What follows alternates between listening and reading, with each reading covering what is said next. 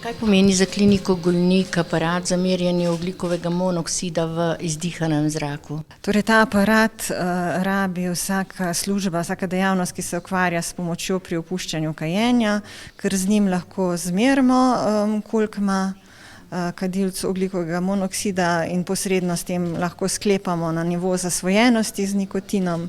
In tudi potem, ko kadilec opušča kajenje, to je ena stimulacija, da sam vidi, kako mu ogljikov monoksid pade. In to je že takoj naslednji dan ali pa po 2 dneh nekajenja se že vidi upad, tako da je dosti spodbudno lahko tudi.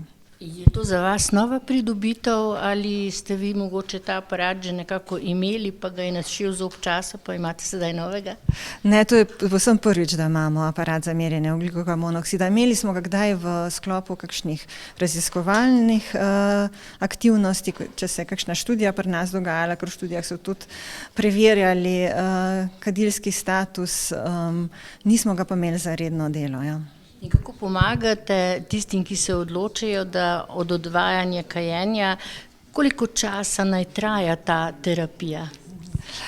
Torej, vse kadilce, ki so pri nas hospitalizirani, skušamo spodbuditi k opustitvi kajenja in predstaviti predvsem prednosti tega opustitve in oceniti, na kakšen način bi jim lahko pomagali. Idealno je, da bi tako svetovanje trajalo 12 tednov. Tudi podpora z zdravili se priporoča 12 tednov, ker to je tisti čas, ko je največ kadilcev, ki se odloči za opustitev kajenja, potem se vrne nazaj k cigareti. Ti prvi 3 meseci so ponavadi kritični. Če se 3 mesece zdrži, potem večino ljudi ostane nekadilcev. Velika večina.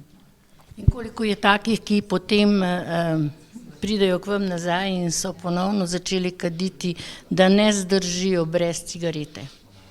Ja, nažalost je večina takih, ne. V splošni populaciji 2 do 3% kadilcev na leto uspe nehati kaditi, ne.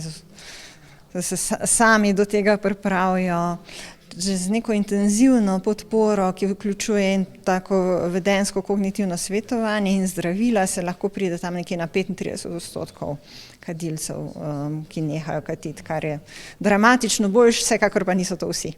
Ali je med kadilci več žensk ali moških, ki jim uspe, da nehajo kaditi? V Sloveniji imamo kar podobne stopnje kajenja zadnje čase med ženskami in moškimi. Samo malenkost še moški prednjačijo, ja. Tako da očitno, da je za oba spola približno enako težko vztrajati v nekajenju. Že kar tradicionalno lahko rečeva, se običajno srečamo ob koncu leta, ko donirate in vračate sredstva, da se vrnejo nazaj v okolje, v katerem živite. Tako je, letos lahko rečemo, da že 6. leto peljemo projekt naprej za boljši jutri in v zadnjih 5 letih smo nekako podprli 130 projektov po celi Sloveniji. V letošnjem letu bomo podprli še 30, na Gorenjskem pa bo to danes 11. oziroma kasneje popoldne še 12. v prostovoljnem gasilskem društvu Žiri. Danes smo pa na kliniki Golnik, kjer smo predali aparat za merjenje monoksida. Podprli smo 130 projektov in ti projekti se nekako navezujejo na preventivne programe na področju gasilstva, zdravstva, civilne zaščite, praktično na poplavne zaščite, preventivne požarne zaščite, prav tako veliko poudarka dajemo na rast in razvoj otrok.